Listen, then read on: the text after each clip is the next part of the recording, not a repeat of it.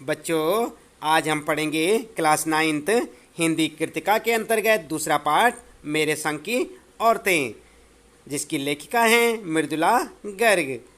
तो बच्चों, आप ध्यान दें, हम आपको बताएंगे इस पाठ का सारांश और पाठ से संबंधित प्रश्नों के उत्तर भी। इसके बाद इस पाठ को आप अपनी पाठ्य पुस्तक से स्वयं पढ़ें और हम आपको यहाँ पर केवल इस पाठ का सारांश बताएंगे ताकि आपको यह कहानी अच्छे से याद भी हो जाए। चलिए अब हम आपको बताते हैं इस पाठ का सारांश, आप भी हमारे साथ साथ पढ़ें। तो बच्चों, आप ध्यान दें, ये आपका दूसरा पाठ मेरे संग की औरतें और इसकी लेखिका है मृदुला गर्ग। हम आपको बता रहे हैं यहाँ पर पाठ का सारांश। मेरे संग की औरतें में लेखिका बताती है कि उनके घर में कुछ लोग अंग्रेजों का समर्थन करते थे, जो कुछ लोग भारतीय नेताओं का पक्ष लेते थे, पर बहुमती होने के बाद भी घर में किसी तरह की संकीर्णता नहीं थी। सब लोग अपने निज विचारों को बनाए रख सकते थे। लेखिका के नाना अंग्रेजों के पक्ष में थे, परंतु उनकी नानी, जिनको लेखिका ने कभी नहीं देखा था, अपने जीवन के अंतिम दिनों में प्रसिद्ध क्रांतिकारी प्यारेलाल शर्मा से मिली थी। उसके उपरांत उन्होंने अपनी पुत्री का विवाह किसी क्रांतिकारी से करने की इच्छा प्रकट करी थी। इस प्रकार लेखिका की नानी, जो जीवन भर पर्दे में रहती थी, हिम्मत करके एक अनजान व्यक्ति से मिली। उन्होंने देश की स्वतंत्रता के लिए पवित्र भावना प्रकट करी। उनके साहस, व्यक्तित्व और स्वतंत्रता की भावना से लेखिका प्रभावित हुई। आगे, लेखिका की दादी के मन में लड़का और लड़की में भेद नहीं था। उनके परिवार में कई पीढ़ियों से किसी कन्या का जन्म नहीं हुआ था। संभव है कि इसी कारण परदादी ने पतोहू के लिए पहले बच्चे के रूप में लड़की पैदा होने की मन्नत मांगी थी। लेखिका की माँ नाजुक और सुंदर थी। वे स्वतंत्र विचारों की महिला थी। ईमानदारी, निष्पक्षता और सच्चाई उनके गुण थे। उन्होंने अन्य माताओं के समान अपनी बेटी को अच्छे बुरे की सीख नहीं दी और न खाना पकाकर खिलाया। वे अपना अधिकांश समय अध्ययन और संगीत को समर्पित करती थी। वे झूठ नहीं बोलती थी और इधर की बात उधर नहीं करती थी। लोग हर काम में उनकी राय लेते और उसका पालन करते थे। लेखिका और उनकी बहन एकांत प्रिय स्वभाव की थी। वे जिद्दी थी, पर सही बात के लिए जिद करती थी। उनकी जिद के फलस्वरूप लोगों को कर्नाटक में स्कूल खोलने की प्रेरणा मिली। तो बच्चों, ये था इस पाठ का यहाँ पर सारांश, जो कि हमने आपको बताया। आइए इसके बाद हम आपको बता रहे हैं इस पाठ से संबंधित प्रश्नों के उत्तर। जैसे कि आप यहाँ पर देख सकते हैं, अभ्यास प्रश्न उत्तर।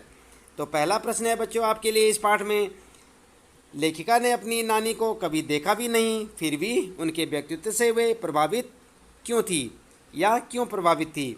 उत्तर में लिखेंगे आप, लेखिका ने अपनी नानी को कभी देखा नहीं था, किंतु उनके बारे में सुना अवश्य था।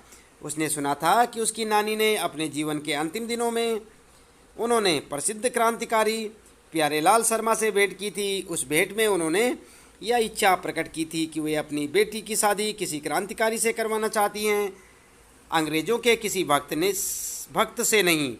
उनकी इस इच्छा में देश की स्वतंत्रता की पवित्र भावना थी। यह भावना बहुत सच्ची थी। इसमें साहस था। जीवन भर पर्दे में रहकर भी उन्होंने किसी पर पुरुष से मिलने की हिम्मत की। इससे उनके साहसी व्यक्तित्व और मन में सुलगती स्वतंत्रता की भावना का पता चला। लेखिका इन्हीं गुणों के कारण उनका सम्मान करती थी। दूसरा प्रश्न है बच्चों आपके लिए, लेखिका की नानी की आज़ादी के आंदोलन में किस प्रकार की भागीदारी रही। आप उत्तर में लिखेंगे, लेखिका की नानी ने आज़ादी के आंदोलन में प्रत्यक्ष रूप से भाग नहीं लिया था, पर आज़ादी के आंदोलन में उनका अप्रत्यक्ष योगदान अवश्य था। वे अनपढ़, परंपरागत, पर्दानसी औरत थी। उनके मन में आज़ादी के प्रति जुनून था। यद्यपि उनके पति अंग्रेजों के भक्त थे और साहबों के समान रहते थे, पर अपनी मृत्यु को निकट देखकर उन्होंने अपने पति के मित्र स्वतंत्रता सेनानी प्यारेलाल शर्मा को बुलवाया और स्पष्ट रूप से कह दिया कि उनकी बेटी का वर वे ही अपने समान ही चुने, किसी स्वतंत्रता के दीवाने लड़के को खोज कर दें। इससे उनकी बेटी का विवाह आज़ादी के आंदोलन में भाग लेने वाले उस लड़के से हो सका, जिसे ICS परीक्षा में बैठने से रोक दिया गया था। इस तरह उनकी नानी ने आज़ादी के आंदोलन में भागीदारी निभाई। इसके बाद बच्चों, तीसरा प्रश्न आपके लिए, आप ध्यान दें। लेखिका की माँ परंपरा का निर्वाह करते हुए भी सबके दिलों पर राज करती थी। इस कथन के आलोक में लेखिका की माँ की विशेषताएं लिखिए। लेखिका की दादी के घर के माहौल का शब्द चित्र अंकित कीजिए। तो यहाँ पर दो प्रश्न हैं आपके लिए, क और ख।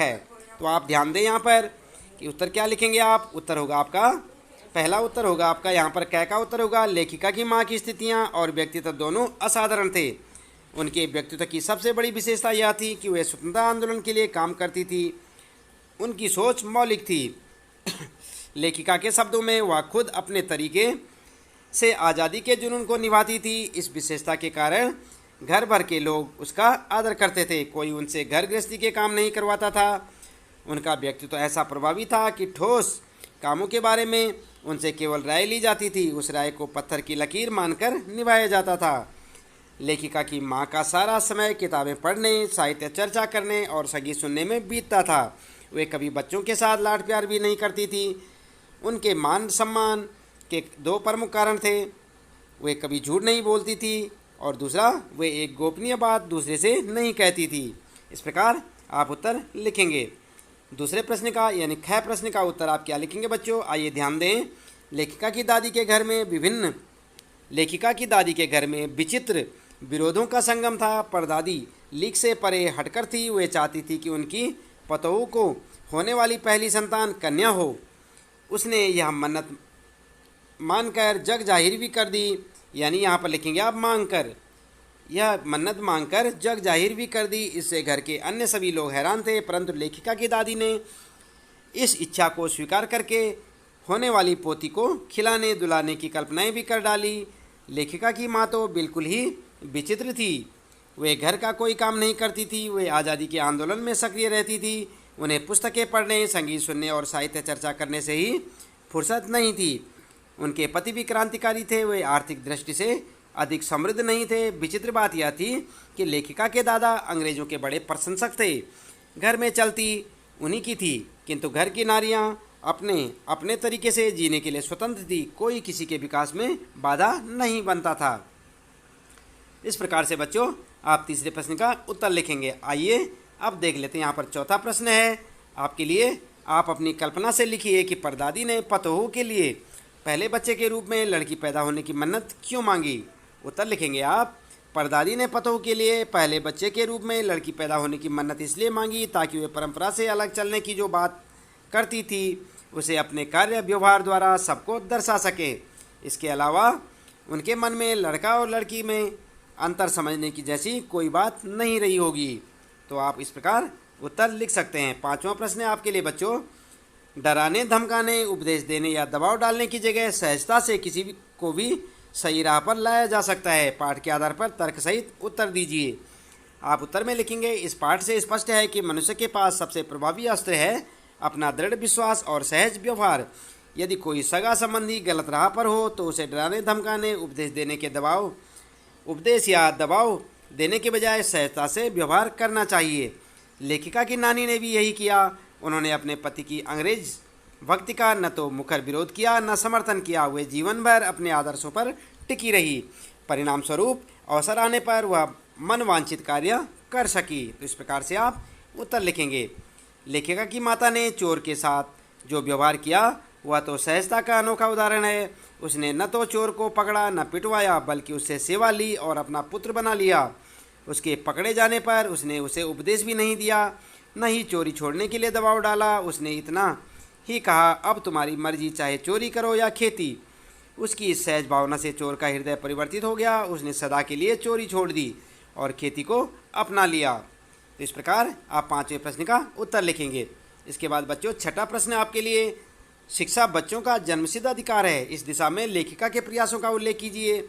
आप उत्तर में क्या लिखेंगे। उत्तर लिखेंगे आप, शिक्षा बच्चों का जन्मसिद्ध अधिकार है। इस दिशा में लेखिका ने अथक प्रयास किए। उसने कर्नाटक के बागलकोट जैसे छोटे से कस्बे में रहते हुए इस दिशा में सोचना शुरू किया। उसने कैथोलिक बिशप से प्रार्थना की कि उनका मिशन वहाँ के सीमेंट कारखाने से मदद लेकर वहाँ स्कूल खोल दे, पर वे इसके लिए तैयार न हुए। तब लेखिका ने अंग्रेजी, हिंदी और कन्नड़ 3 भाषाएं सिखाने वाला स्कूल खोला और उसे कर्नाटक सरकार से मान्यता दिलवाई। इस स्कूल के बच्चे बाद में अच्छे स्कूलों में प्रवेश पा गए। तो बच्चों ये था आपका छठा प्रश्न।